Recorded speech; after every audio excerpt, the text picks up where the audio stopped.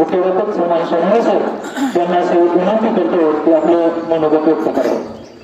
विद्यार्थी मित्रांनो, आज आपण आपल्या शाळेमध्ये राष्ट्रीय विज्ञान दिन किंवा रमन इफेक्ट डे हा दिवस अगदी मोठ्या उत्साहामध्ये साजरा करत आहोत. यानिमित्त आपल्या शाळेमध्ये विज्ञान विषयाचं अध्यापन करणारे जे माझे सहकारी यांचा आपण पुष्पगुच्छ देऊन या ठिकाणी मान सन्मान करण्याचा प्रयत्न केला आहे.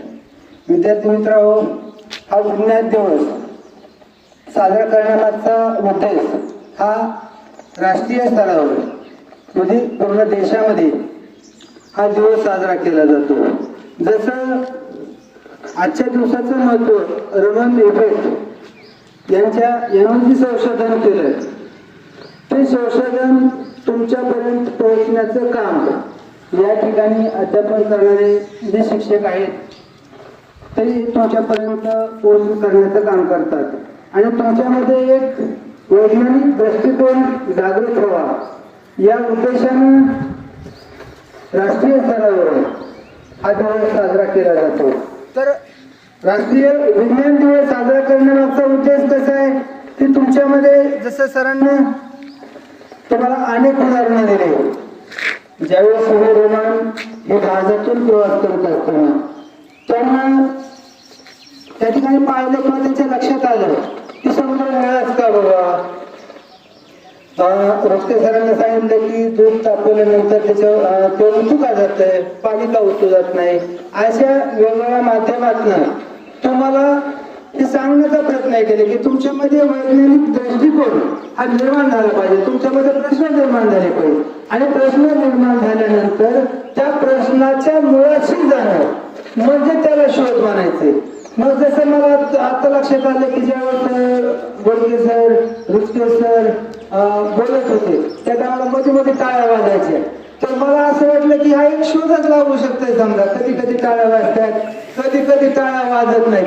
मग याच्या मुळाशी गेल्यानंतर लक्षात आलं की आवश्यकतेपेक्षा आपण जास्त वेळ जातोय. आता तुम्ही जरा 5-2 मिनिटं मला बसला इथं आणि तुम्हाला कंटाळा बसायचा, हे सारखं सारखं ते ऐकू वाटत नाही.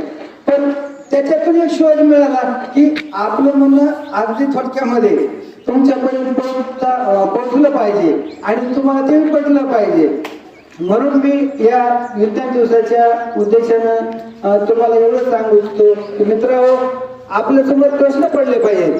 तर प्रश्न पडणार नाही तो माणूस कसा आहे, प्रत्येक प्रश्न पडला पाहिजे, पण त्याच्या मुळाशी जाण्याचं आपलं ध्येय पाहिजे की प्रश्न पडल्यानंतर आपण त्याच्या मुळाशी जाऊन त्याच्यातून काय साध्य होतंय किंवा का साध्य होत नाही यावर आपण विचार करायला पाहिजे. ही भावना तुमच्या मनामध्ये रुजवण्यासाठी शासन स्तरावर राष्ट्रीय विज्ञान दिवस हा साजरा केला जातो. आपणही भविष्यातील वैज्ञानिक व्हावेत असं दृष्टिकोन या ठिकाणी समोर ठेवून तुम्हाला अध्यापन करणारे तुमचे शिक्षक असतील ते तुम्हाला मार्गदर्शन करण्याचा प्रयत्न करतात. आपण त्यातून काहीतरी घेण्याचा प्रयत्न करावा अशी अपेक्षा बाळगतो आणि या ठिकाणी थांबतो.